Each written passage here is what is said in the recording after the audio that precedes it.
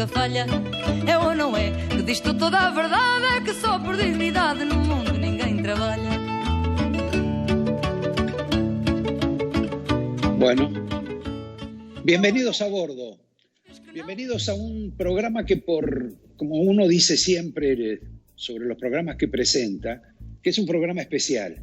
Este es realmente especial porque contiene algunos datos, diría casi históricos, por lo menos para que ustedes y en general la gente conozca dos situaciones muy particulares que se vivió en la política argentina y que frustraron la presidencia de una persona.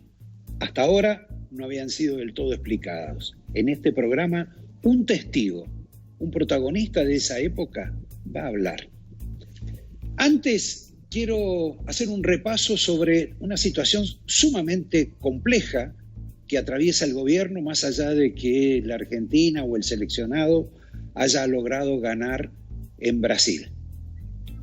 El primer punto es que Cristina, como todo el mundo sabe, está molesta con Alberto.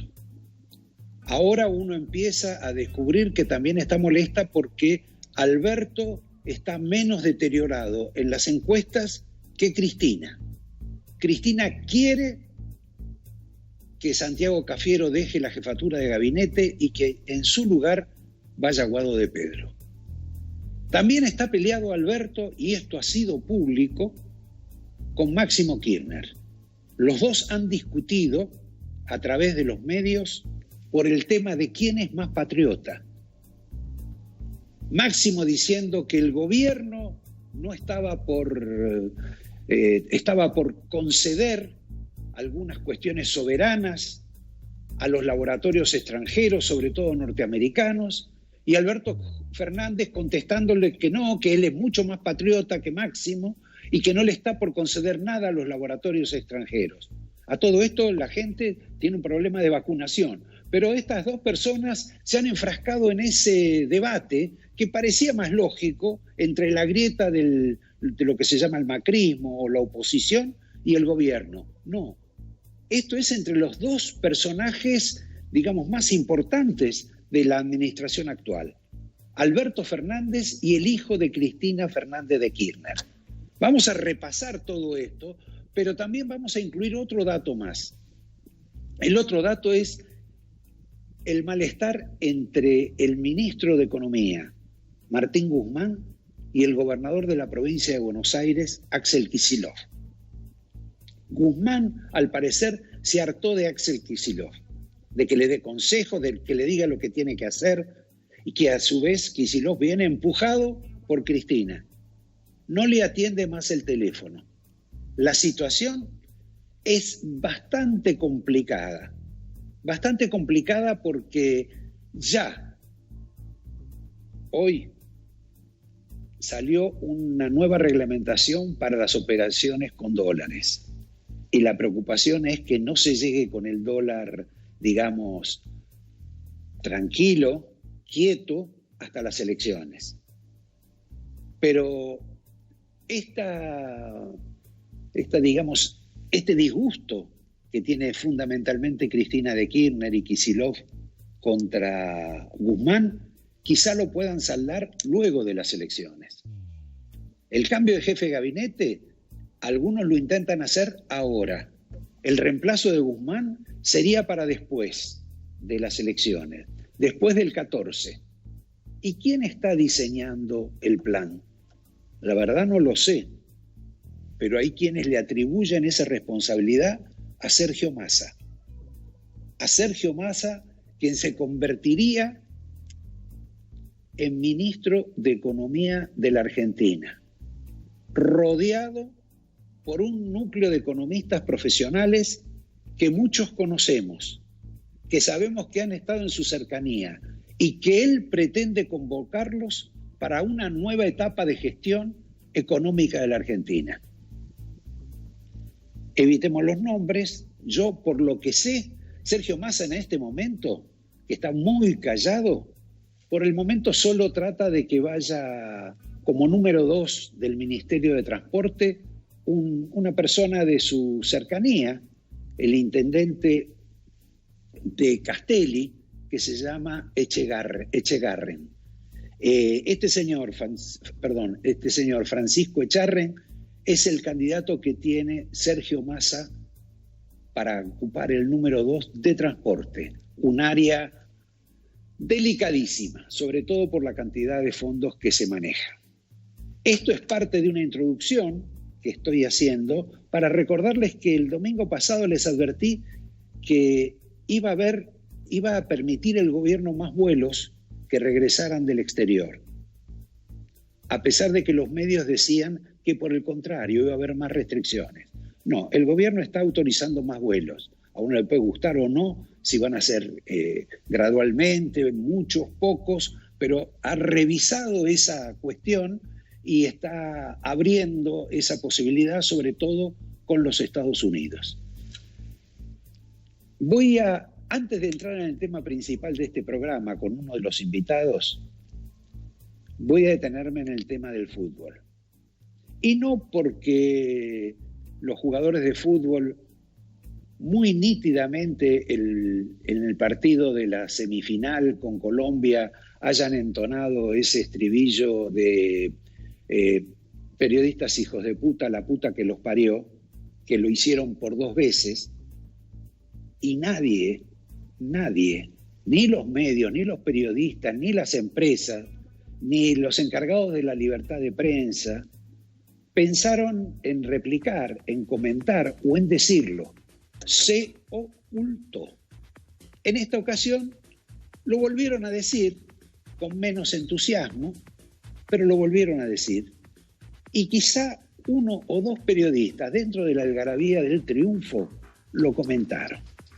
Es un dato, como es un dato que también los jugadores de fútbol no han querido que Alberto Fernández vaya a saludarlos y sacarse una foto con ellos en el predio de la AFA. Esto es, el título es de los jugadores, no es de los políticos.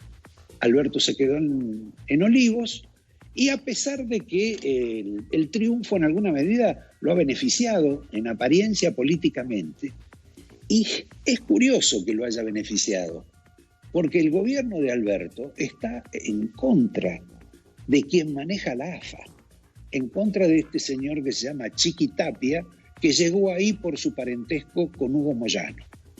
Pero tenían en un organismo del Estado, en la IGJ, un proceso para darle pista al Chiqui Tapia una vez que terminara el torneo en Brasil.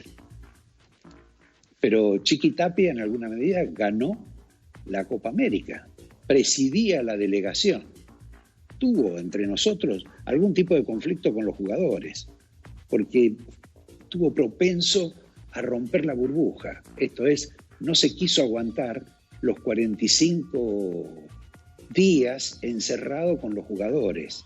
Parece que necesitaba ver a algunos seres queridos y eso motivó una situación de escándalo con algunos de los jugadores y referentes principales del equipo.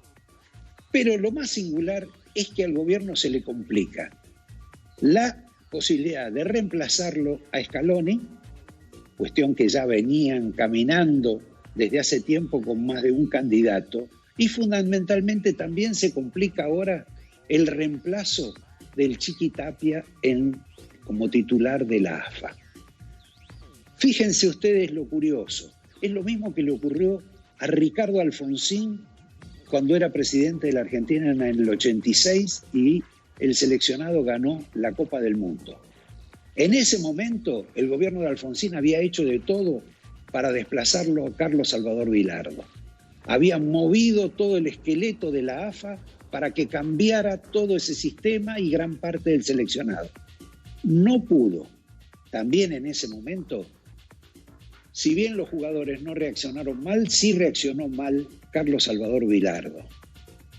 Y evitó, lo dijo por un medio, se lo reprochó a Alfonsín. Ahora los muchachos evitaron la foto, justo cuando Alberto Fernández decía que no quería ir a ver la final con Brasil para no sacarse la foto con el Chiqui Tapia. Me detengo acá porque tengo que hablarles digamos, de la esencia de lo que va a ser este programa, o por lo menos una parte sustancial de él, que está relacionada con una muerte. Partió Carlos Reutemann, gobernador, senador, un piloto automovilístico excepcional, casi en la estela de Fangio, aunque Fangio era absolutamente superior en todas sus conquistas, también de José Froilán González, pero fue quizá el otro piloto automovilístico de la Argentina de mayor relevancia, que Carlos Menem convierte a la política y lo convierte en una figura importante, que por 2 veces estuvo a punto de ser presidente de la Argentina. Si hubiera querido, o por lo menos si hubiera querido explicar por qué no se presentó como candidato. Las 2 veces son en ocasiones distintas y con gobiernos distintos.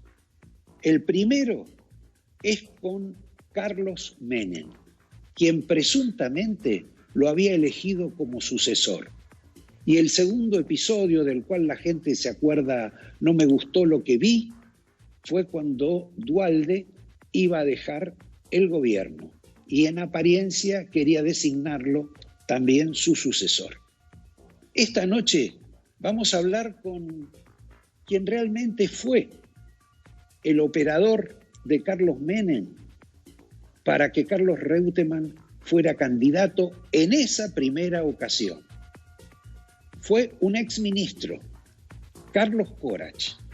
Él nos va a explicar si verdaderamente fracasó en convencerlo a Carlos Reutemann. Y yo les voy a contar después qué es lo que pasó en la segunda operación con Eduardo Duhalde, cuando vio aquello que nunca nadie supo saber qué fue. Vamos a empezar ya con el reportaje a Carlos Corach sobre este hecho histórico. Carlos, vos te hiciste fama de ser el mejor negociador, pero no lo pudiste convencer a Carlos Reutemann para que sea candidato a presidente cuando era seguro presidente si se presentaba. Fue un fracaso parcial. En realidad, en 1999, a lo que vos te haces referencia, Menem me indica de alguna manera y me habilita a negociar con Carlos Reutemann la posibilidad de que él sea candidato a presidente de la República.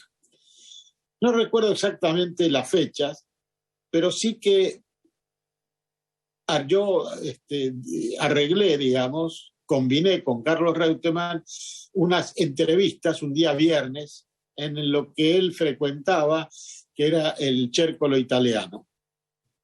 Sí. Perdóname, ahí nació el padre de Rodríguez Larreta. Ah, sí, no sabía. Sí. Eso. Bueno, en ese lugar histórico entonces, sí. me reuní, mejor dicho, con Reutemann, que vino acompañado por quien era su consejero político, económico, espiritual, en fin, de distintas maneras, que era un señor con marcado acento italiano que se llamaba Cutuli. Exacto, que era el productor automotriz de Reutemann, en que le llevaba todas las cuentas, su máxima confianza. Es su máxima confianza. Por eso asistió con él a esta reunión.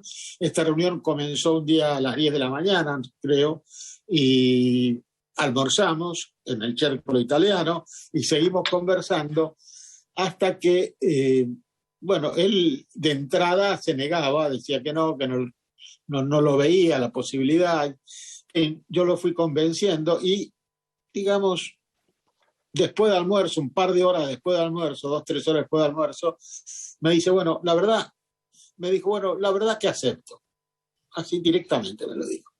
Y lo llamo por teléfono a Carlos Menem, a la residencia de Olivos, donde él estaba, y le digo, mira, Carlos, te comunico que Reutemann aceptó la candidatura.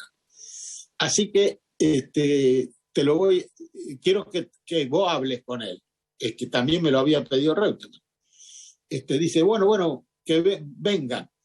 ¿Qué era lo que demandaba Reutemann? ¿Qué quería? Nada, no me pidió absolutamente nada. En contra. ¿Pero y por qué demoraba la decisión? Porque no estaba convencido de que era posible o de que le conviniera. Pero nunca pidió absolutamente nada como contraprestación. Casi antes de terminar el día, va a terminar el día a la tardecita, digamos, como le decimos nosotros, recibo un llamado de Reutemann que me dice: mira, Carlos, en definitiva no voy a aceptar. La verdad que me sorprendió. Le digo: pero Carlos, pero Lole, le digo, ¿cómo? Yo soy un funcionario de este gobierno de jerarquía, bueno, ¿me podés negociar conmigo un día entero, decirme una cosa, luego ir al presidente y decirle otra? Además, no, bueno, él era un hombre de palabra. Totalmente. Y entonces le digo: pero Carlos, ¿cómo es esto? Yo no puedo entenderlo. Le digo, la verdad que me mostré molesto con Reutemann, con el LOL. Entonces, finalmente, antes de terminar la conversación, me dice: Carlos, bueno, ¿querés que te diga la verdad? Pero por supuesto, LOL, encima la verdad, ¿qué es lo que pasó? ¿Estuviste con el presidente? Sí, por supuesto, me dice, estuve con el presidente. Me llevó a caminar por Olivos y de la conversación me dice: yo deduzco que él quiere ser. Digo: pero ¿cómo que él quiere ser? Sí, le dice, no, porque paseamos por los jardines y él hablaba como si él se fuera a quedar en la quinta en otro periodo presidencial. Le digo: pero le digo: Lole, ese es imposible, yo ya lo había explicado, imposible constitucionalmente, imposible políticamente, no sé, bueno, lo que pasa es que quizás el presidente en ese momento estaba dudando, no quería tomar decisiones definitivas y tenía un pequeño círculo en el cual yo no participaba, que lo tenía convencido de que era posible, o lo iba a convencer que era posible una segunda reelección, cosa que no era posible, como todo el mundo sabía. Entonces, bueno, en definitiva me dice: no, porque si él quiere ser, yo no voy a competir con él. Digo, pero, y le vuelvo a decir: pero estuvimos hablando, eso es imposible. Bueno, y ahí terminó, él no quiso ser. ¿Esa creencia sobre qué se fundó? Y se fundó sobre la sensación que tuvo el de la conversación con Menem y de su paseo por el parque, que veía crecer los arbolitos que recién habían sido plantados y que Menem pensaba que los iba a ver ya maduros. Entonces me dice: no, porque el hombre quiere ser él, se quiere quedar ahí. Bueno, está bien. Y ahí terminamos. O sea que tenía razón Reutemann. Reutemann estuvo intuitivo, es decir, tenía razón en la sensación que tenía quizás de lo que Menem quería, pero no pudo superar esto para pensar que esto era imposible y que él era el candidato, ineluctablemente, porque realmente, Roberto, la reelección de Menem era una quimera absolutamente inviable. El círculo ese que vos en alguna medida planteás, lo amenazaba en cierta medida Reutemann, por ejemplo, con fotos comprometedoras. No, eso es un disparate. No, ni se habló de eso, nunca se habló de eso. Mientras yo estuve en la gestión y luego durante todo nunca se alegó eso, nunca, porque eso es una falsedad total. ¿Cuál es la razón por la cual Reutemann desistió de ir como candidato más tarde de Eduardo Duhalde? Yo creo que ahí jugaron varias cosas. En primer lugar, ese dicho misterioso, vi algo que no me gustó, que nunca lo explicitó.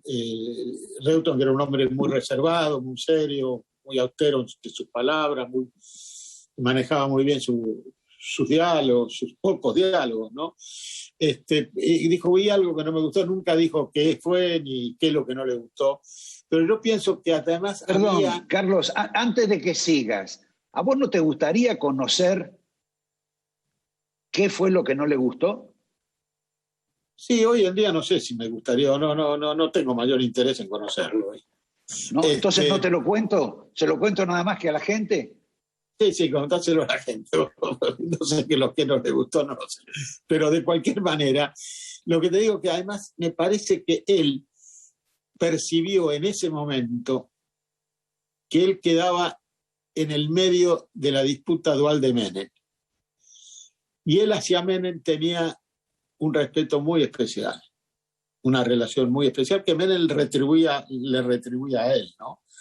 Menem, yo digo, y creo que en ese sentido Reutemann pensó que él quedaba atrapado en una disputa que nadie sabía cómo iba a terminar, además, realmente en ese momento. Y terminó mal, pero bueno, nadie sabía en ese momento. Bien, te agradezco y te voy a demandar que te quedes ahí sentado, porque si vos fuiste un testimonio histórico para explicarnos por qué desertó Carlos Reutemann con Carlos Menem para ser presidente, yo te voy a contar por qué desertó de Duhalde. Bueno. ¿Y qué fue lo que él vio que no le gustó? Bueno. A través de una fuente tan importante y un compañero tuyo que fue el exgobernador Marín de la Pampa, a quien Duhalde puso como negociador para la candidatura de Reutemann. ¿Hasta ahí estamos bien? Sí, y a él y a Eduardo Menem lo puso en un momento dado. Bueno, el señor Marín, luego de un tiempo, refirió la razón por la cual, a su juicio, Reutemann había desistido de ser el candidato de Eduardo Duhalde. Por una razón o por varias, pero una principal.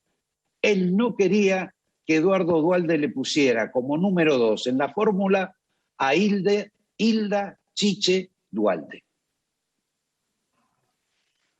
Te agradezco.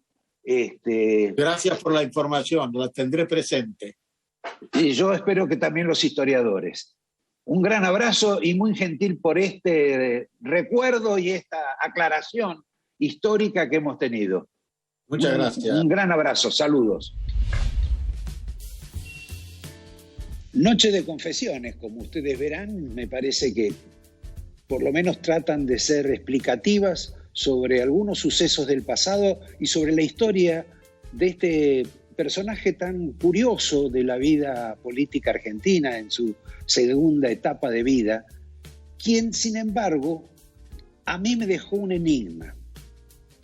A pesar de que uno parece que pudo resolver esos dos grandes enigmas de por qué él no fue presidente de la Argentina, porque si era elegido como candidato, no es que no tenía rivales. La opinión pública, en términos generales, tenía una opinión absolutamente positiva sobre Reutemann, e inclusive sobre su propia gestión en Santa Fe, salvo por el episodio terrible de las inundaciones.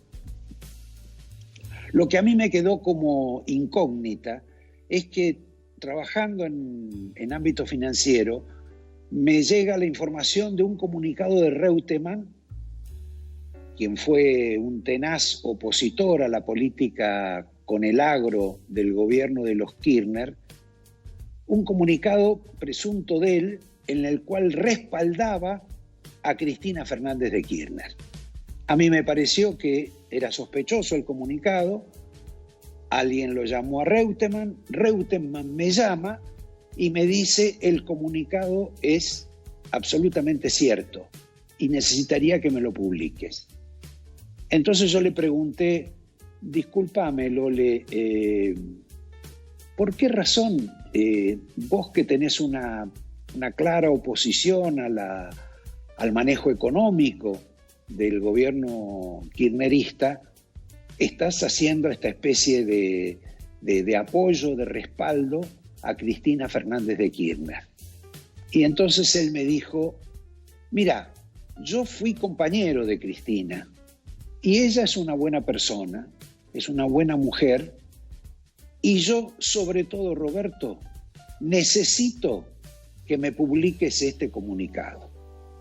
No me atreví a pedirle más explicaciones, pero sí me quedó a mí la duda de cuál era la verdadera razón por la cual requería la publicación de un comunicado de estas características. Justamente él, que se había inquietado por la situación económica de la Argentina y que tenía una visión absolutamente dispar, seguramente asesorado por algunos economistas liberales tipo Carlos Rodríguez, que lo ponían de manifiesta oposición al gobierno de Cristina. Pero eso es lo que él me pidió. Y si bien aclaramos 2 puntos importantísimos, mucho más que esta anécdota personal, pero esta me quedó a mí en el tintero. Me detengo acá para avisarles que les voy a contar quién es el economista hoy preferido de Horacio Rodríguez Larreta.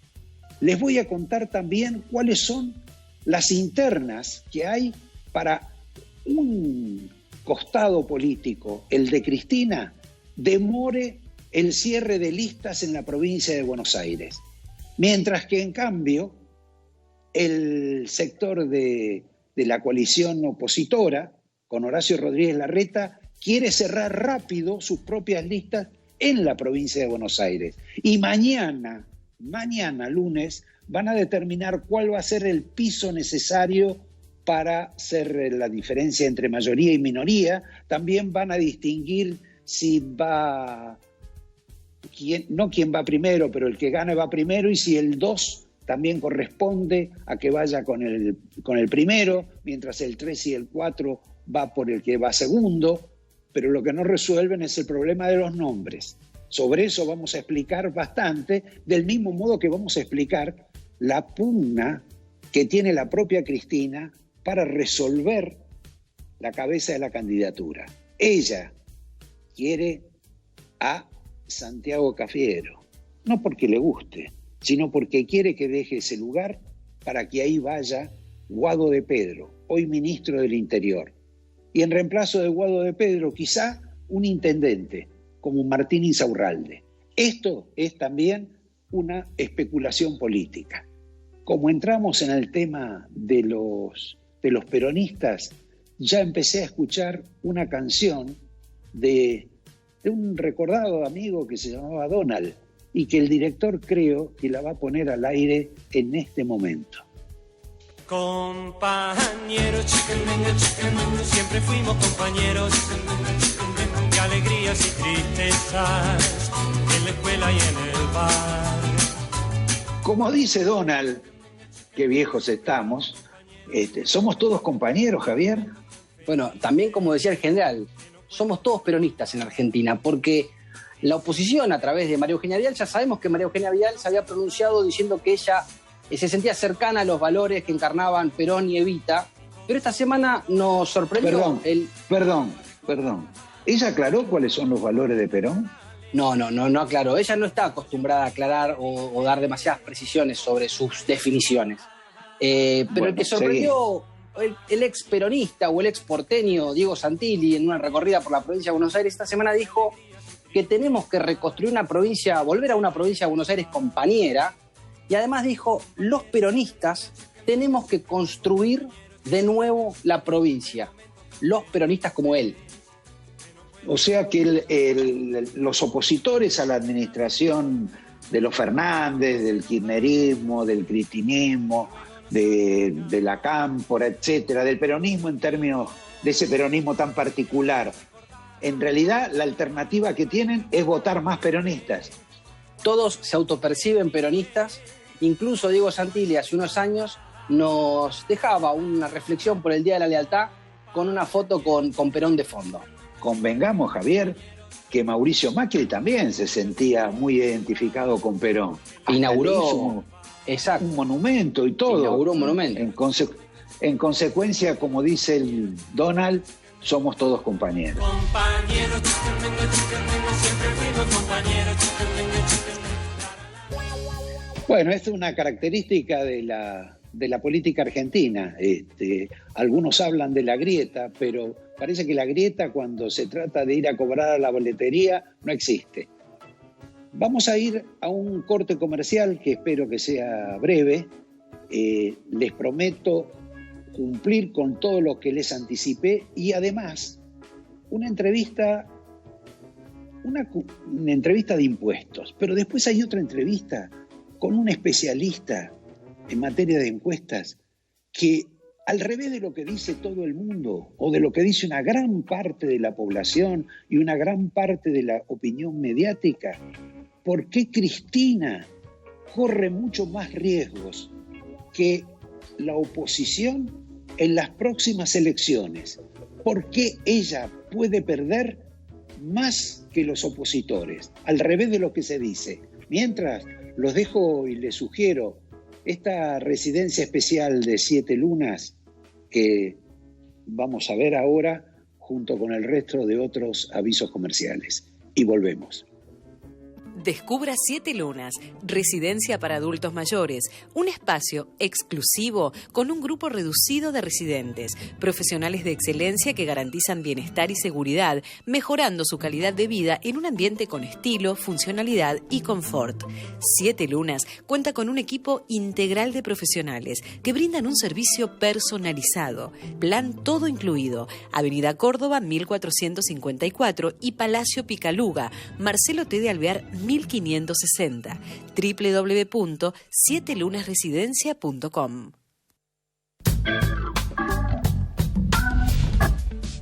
Con Banco Macro, descubrí negocios y profesionales.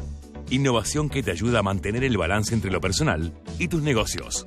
Conoce más en macro.com.ar. Macro, cerca, siempre. ¿Sabías que llegaron los bizcochitos Cachamay en sus variedades clásicos y con romero, con menor contenido graso? No lo dudes más, Cachamay es la mejor opción y la mejor compañía para tu cachamate preferida. UTEDIC es nacional porque representa a trabajadoras y trabajadores de todo el país.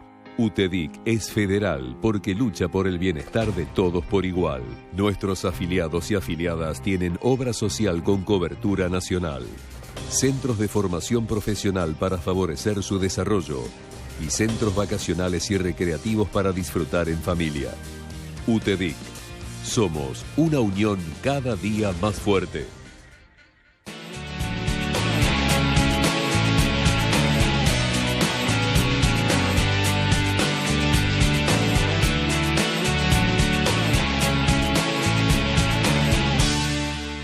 En Tigre, al volante, alcohol cero. Es simple, si vas a tomar, no manejes. Ahora, si querés o tenés que manejar, no tomes alcohol. Tu vida y la de los demás está en tus manos. Tigre Municipio.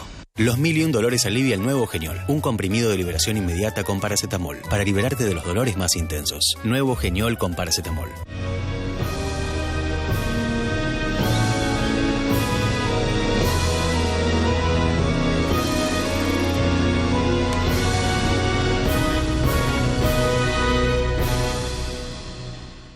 No dejemos de cuidarnos. Usemos siempre tapaboca. Mantengamos distancia. Elijamos espacios abiertos. Ventilemos lugares cerrados. Para más información, entra a buenosaires.gov.ar/coronavirus. Cuidarte es cuidarnos. Buenos Aires Ciudad.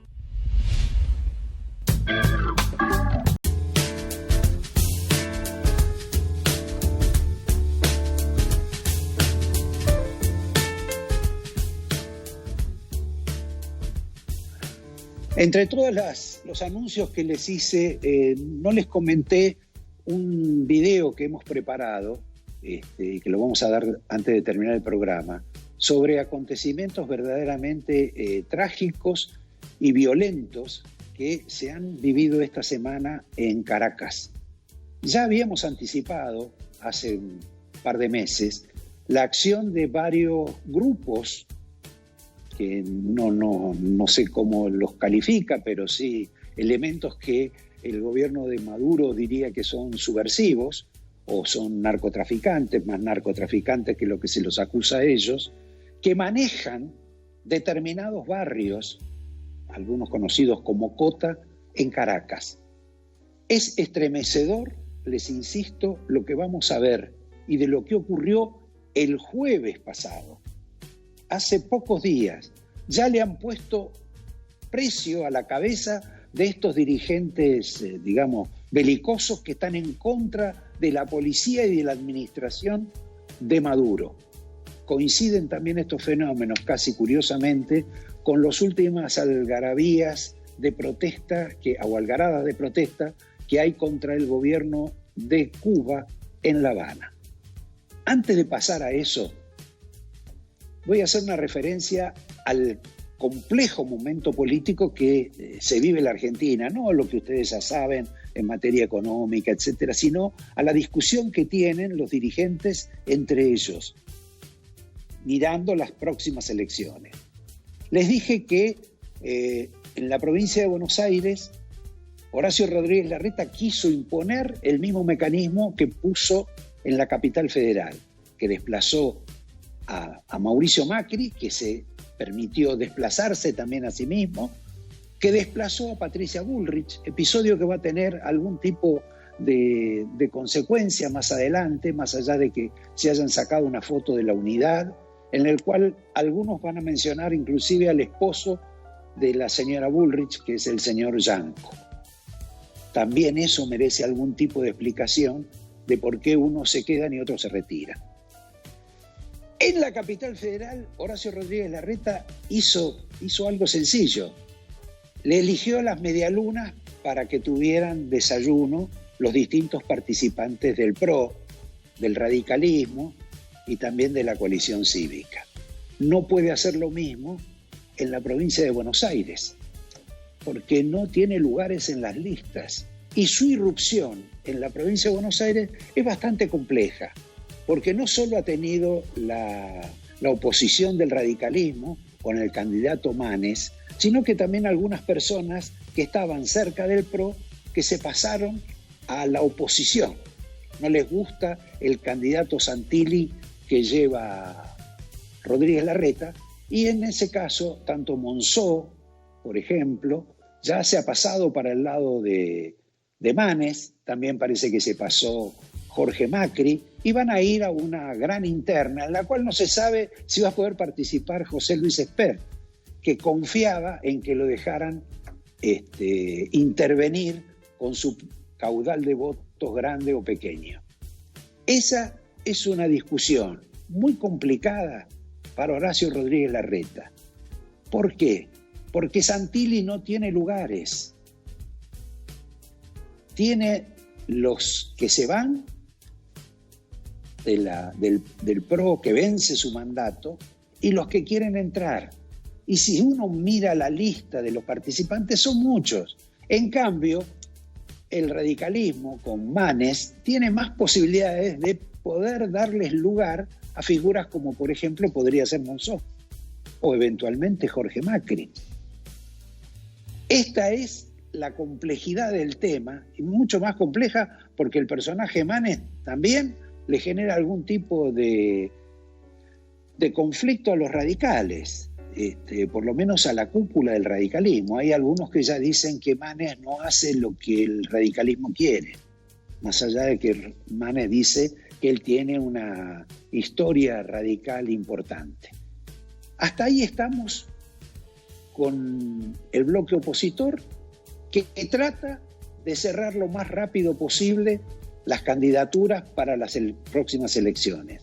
Y del otro lado, Cristina, que está llevando hasta el borde, hasta el minuto 31, la elección de los candidatos. ¿A quién incorporó en sus pretensiones, aparte de si logra voltearlo o sacarlo a Santiago Cafiero para ponerlo en la lista? Santiago Cafiero, que ya tiene más de 40 causas iniciadas en su gestión. Macri tiene 150 colgando. Ya Cafiero, con mucho menos tiempo, tiene creo que 48. No sé si Alberto va a permitir que Cafiero deje su gobierno. Es un tema a discutir.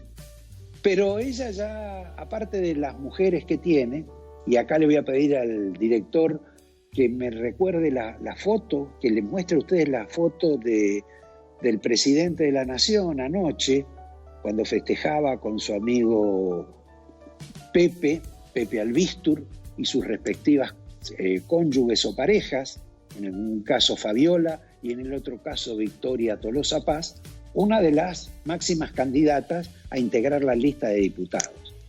Otro que empieza a verse es Kreplach.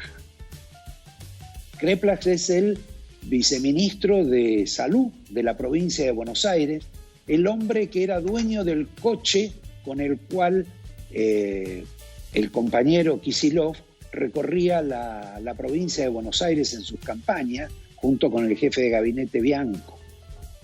Kreplach es un hombre de una aplicación sanitarista con Goyan, particularmente poco flexible, o por lo menos lo fue hasta este momento, y además es responsable de que no se hayan dado determinada cantidad de vacunas que todavía permanecen en las heladeras.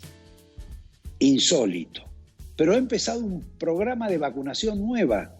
Nadie sabe por qué tiene que ser nuevo, por qué no lo aplicaron antes. Pero lo cierto es que están avanzando en un plan de vacunación y Kreplach, piensa la doctora Kirchner, quizá pueda convertirse no solo de un íntimo amigo de Kicillof, de la agrupación Tontos pero no tanto, para ser uno de los candidatos, ya que en el caso de la capital federal, si Quiró fuera candidato, seguramente tendría mucho más suceso y más éxito que María Eugenia Vidal.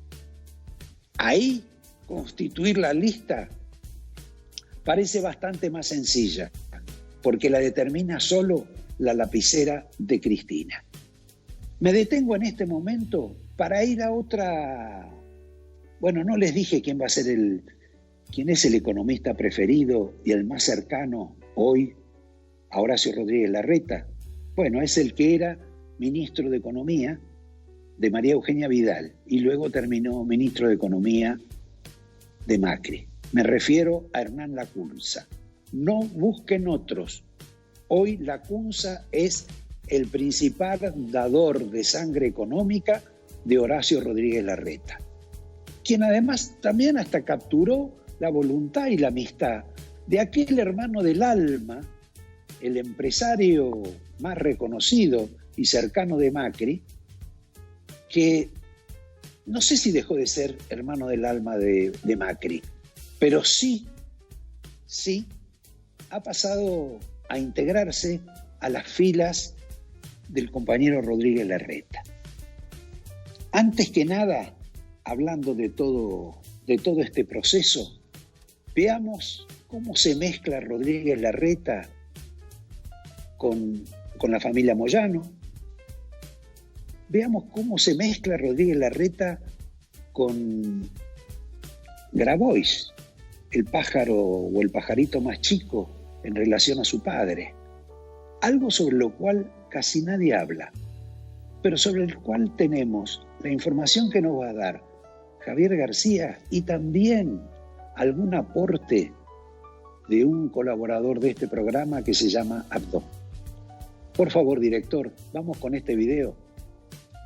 Me resultó extraño, Javier, o no, ya no sé, me cuesta entender la Argentina, este maridaje entre Ofelia Fernández, la jovencita legisladora, y Grabois. Bueno, si te resulta extraño ese maridaje, mirá el video de lanzamiento que hicieron esta semana, si no te resulta extraño o inquietante.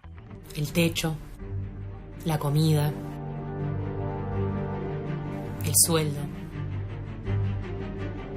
el agua que te falta, la tienen ellos. ¿Argentina es de ellos o es de todos y de todas?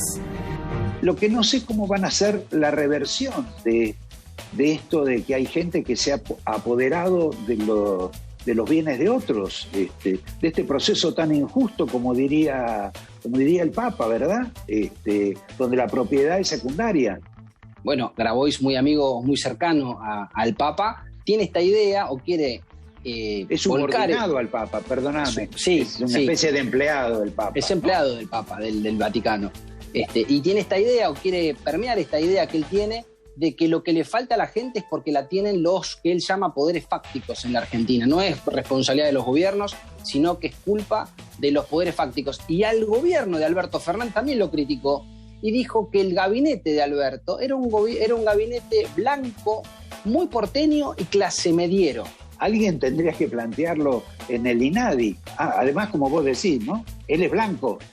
Es discriminador contra él mismo, porque él es blanco, es porteño y es de clase acomodada. bueno, tiene una gran autocrítica. Parece el padre que tampoco vivió de la actividad privada durante mucho tiempo. ¿Sabes qué? Lo que noto en Grabois y en toda esta gente que están contra Cristina, contra Alberto, ni hablemos contra el PRO o contra Macri, pero casi nunca mencionan a Horacio Rodríguez Larreta. Para eso le preguntamos a alguien que conoce un poco más de este tema, que sabe de por qué, una razón de las que por qué Grabois nunca se pronuncia o se pronuncia muy poco contra Horacio Rodríguez Larreta. O sea, no me llama la atención que Grabois no critique a Rodríguez Larreta, porque si uno investiga el boletín oficial, por lo menos desde el año 2012, 2013 creo, hasta por lo menos el año 2019, que fue la última vez que yo vi algo así, a través de la cooperativa El Amanecer de los Cartoneros, que pertenece a la CETEP, recibe cantidades de dinero siderales, que ni siquiera son por licitación o por compra directa, sino que son meros subsidios en un acuerdo donde hay para que esos cartoneros hagan la recolección de residuos sólidos urbanos. Estamos hablando de montos grandes. Yo en el año 2019, cuando en un solo día en el boletín oficial estábamos hablando más o menos de 60 millones de pesos que van a esta cooperativa en la Universidad de los Cartoneros, que es la cooperativa más grande de la CETEP. Sí, creo que en alguna oportunidad leí por ahí que creo que gobernaba Cristina en ese entonces, que sería bueno que podría Larreta ser el jefe de gabinete de Cristina. A mí esa cuestión en aquel momento me llamó la atención, pero viendo la cantidad de plata que recibe vía cooperativas a el Grabois, no me llama la atención.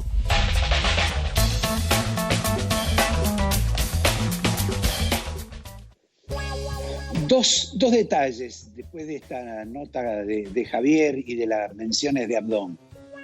Una, ustedes vieron que los Moyano con Horacio Rodríguez Larreta tampoco tienen conflictos, pero sí tienen conflictos entre ellos. Primero, el padre tiene avanzadas algunas causas judiciales que quizá empiecen a complicarle la vida dentro de un mes. Y después el otro, el hijo, el más persuasivo en relación con el otro que es un poco más severo para hablar. Me estoy refiriendo al persuasivo, a Facundo, que está absolutamente necesitado de integrar la lista de River Plate que va a ganar con seguridad en ese club. Como ustedes saben, ahí hay elecciones, el nuevo presidente va a ser Jorge Brito, hijo, y Facundo Moyano quiere participar en esa lista, no solo porque es simpatizante, sino porque quiere distinguirse de lo que hace su hermano en Independiente. La otra cuestión que quería mencionar es que hubo alguna alusión al Papa, de la inquietud que tiene del Papa Grabois, etc. Y el Papa que el otro día habló contra los paraísos fiscales, indignado. Digo yo, ¿no se acuerda el Papa cuando el Vaticano era paraíso fiscal solamente de aquellos que tenían dineros, no solo posiblemente mal habidos, sino que tenían muchísimo dinero? Porque usted o yo, que podríamos haber cometido alguna felonía y constituir una pequeña fortuna, si la queríamos esconder en el Vaticano era imposible. Pero otros personajes grandes, como cuentan algunas de las novelas que hemos visto, tipo El Padrino, sí escondían la plata en el Vaticano. Parece que este Papa algo limpió de eso. Pero para hablar de los paraísos fiscales siempre es bueno empezar por casa. Vamos ahora a que ustedes vean y escuchen el fenómeno del coqui en Caracas, lo que pasó el jueves pasado, la violencia inusitada que no se registra o no se pasa en la televisión, que no se conoce, que produce muertos, que produce cortes, que produce situaciones absolutamente anómalas y violencia en esa capital. Veámosla, por favor.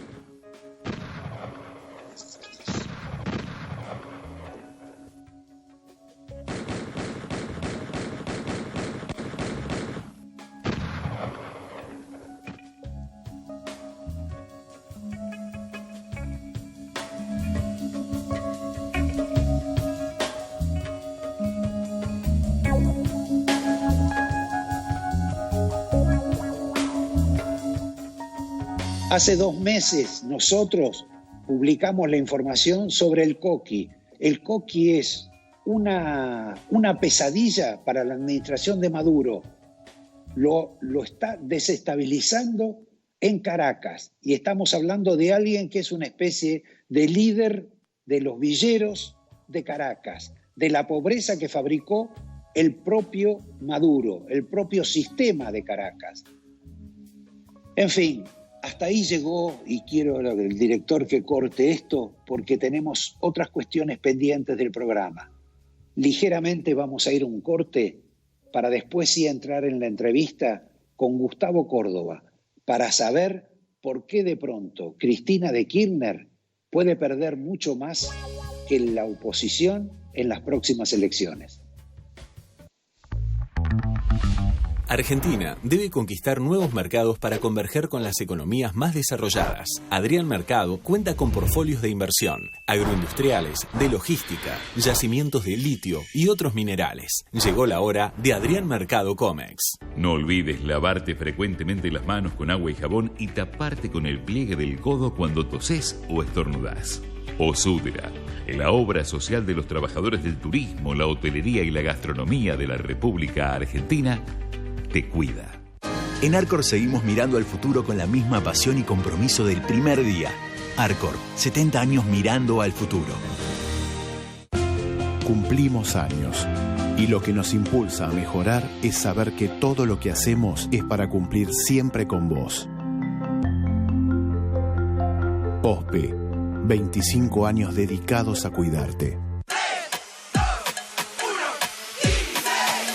Son solo 6 pasitos. A la suerte hay que ayudarla. Con el Kini estás a 6 pasos de tus sueños. ¿Qué esperás para cumplirlos? 6, 5, 4, 3, 2, 1, Kini 6.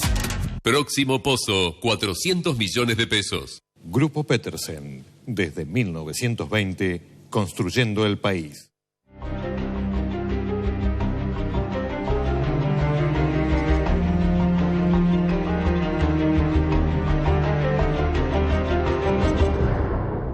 Ahora con cuenta DNI podés enviar y recibir dinero directamente con tus contactos de teléfono. Así de simple. Cuenta DNI.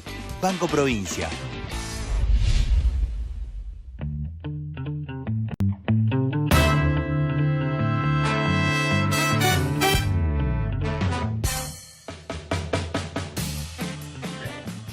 Fíjense en esta nota con el especialista Gustavo Córdoba. Hay cuestiones de las próximas elecciones que ni ustedes ni yo miramos y que son quizá más importantes que el resultado general. Por favor, director.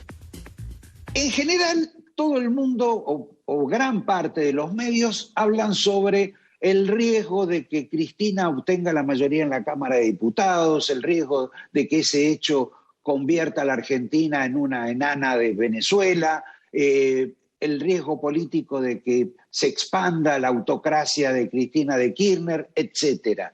Hasta ahí lo que vemos es el riesgo de que pierda, o que pierda aún más, la coalición opositora. Pero también puede perder Cristina en esta elección.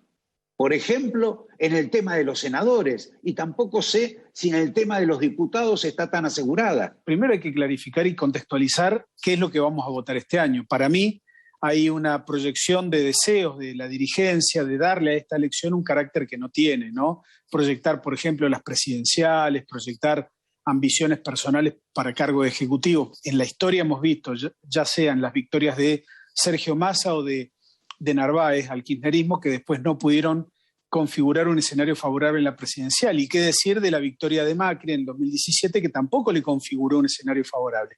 Esta elección, Roberto, es de alguna manera para premiar o castigar al gobierno por lo bien o lo mal que está haciendo. Habrá que ver si Alberto no es tan bien como Macri presidente de un solo mandato, ¿no? Digo, falta mucho, estamos recién a mitad de su mandato, pero evidentemente... Perdón, hay algunos que creen que va a ser presidente de medio mandato. Bueno, no. La constitucionalidad y la república en la Argentina yo creo que está garantizada, hay alternancia. Lo que me parece relevante es que hay una idea de una discusión de poder en donde, fíjate qué interesante, el gobierno nacional puede perder la elección en términos numéricos, puede darse un escenario 43-42, ¿no? O algo muy parejo, sí. Pero en el fondo, por el marcado carácter de la unidad que tiene hoy el Frente de Todos, pueden obtener mayoría propia en la Cámara Baja. Por eso yo sostengo que aún perdiendo, aún en el peor escenario para el gobierno, el Frente de Todos va a obtener un muy buen caudal de diputados nacionales y va a poder tener mayoría. ¿Dónde gana Cristina para tener o alcanzar una mayoría propia en diputados? Porque uno mira las proyecciones y no parece que tuviera un futuro demasiado alentador, y ellos mismos lo reconocen. Pero no es por eso, Roberto. Uno lo que tiene que también entender es que Juntos por el Cambio arriesga mucho más diputados que el Frente de Todos. Entonces, en el balance y en el equilibrio de lo que arriesgan y de lo que van a obtener, el balance va a ser muy positivo para el Frente de Todos y muy negativo para Juntos por el Cambio. Lo mismo pasa en senadores, por eso... Pero a la inversa. A la inversa, claro, porque el Frente de Todos arriesga 16 senadores, mientras que Juntos por el Cambio arriesga la mitad, 8. Entonces, en ese balance, en ese equilibrio, es que yo creo que la lucha por el poder en la Argentina se traslada a 4 provincias que eligen senadores, ¿no? Y te hago la señal de Chubut, Corrientes, Santa Fe y Córdoba. ¿Por qué son importantes estas 4 provincias? Porque de alguna manera uno puede hoy evaluar que el Frente de Todos, que sobre todo en menos Córdoba, en las otras 3, obtuvo triunfos hace 6 años atrás, hoy yo no veo con mucha claridad que puedan volver a obtener un triunfo, con lo cual podemos empezar a ver que hay eventualmente una pérdida o una merma en la cantidad de senadores nacionales de esa fuerza. Vos lo que estás diciendo es que Cristina tiene riesgo de perder esa especie de control que tiene hasta ahora en el Senado. Que es absolutamente relevante porque para mí, por supuesto que es opinable, Cristina es no solamente la figura central de la política argentina, sino la garante. Ella cumple un rol de garante en el funcionamiento del actual gobierno del Frente de Todos. Sí, Cristina pierde en lo que vos llamarías la zona núcleo, Mendoza, Córdoba, Capital Federal, Santa Fe. Le queda como interrogante la provincia de Buenos Aires. Y el resto de las provincias no parece que vaya a tener mejores resultados de los que tuvo la última elección. Por el contrario. Si el corte lo hiciésemos al día de hoy, posiblemente el gobierno sufriría una merma en el caudal electoral propio notable, importante, con lo cual podemos pensar que si se votase hoy, el gobierno perdería la elección. Ahora, hay elementos para pensar también que hay una dificultad en la oposición de facturar estos errores del gobierno. Eso significa que puede desperdigarse el voto opositor en muchas opciones, por ejemplo, provincia de Buenos Aires. Yo todavía no estoy viendo con mucha claridad la irrupción de Randazzo, pero sin duda es que va a ser un golpe muy duro a ambos lados de la grieta, porque veo la matriz electoral de Randazzo, que he medido en algunos lugares de la provincia, y te puedo asegurar que él tiene un 55 o un 60% de votantes del Frente de Todos, pero también tiene entre un 40 y un 45% de votantes de Juntos por el Cambio. Así que hace daño a ambos lados. Y además agreguemos el tema Manes, indispensable en este momento, sí, porque ha significado para el radicalismo una suerte de revulsivo en el cual en todo el país hoy están festejando la incorporación de este dirigente, ¿no? Ahora, para Juntos por el Cambio también es un desafío. ¿Y vos te imaginás eventualmente una primaria real, efectiva en provincia de Buenos Aires en la cual Manes puede ganar inclusive? Eso puede significar para Horacio Rodríguez Larreta más de un dolor de cabeza, y ni hablar para Mauricio Macri. Te agradezco, Gustavo, y nos vemos en otra ocasión. Al contrario, Roberto, el agradecido soy yo. Corriendo y robándole el tiempo a otros, pidiendo disculpas, me despido de ustedes hasta el próximo domingo.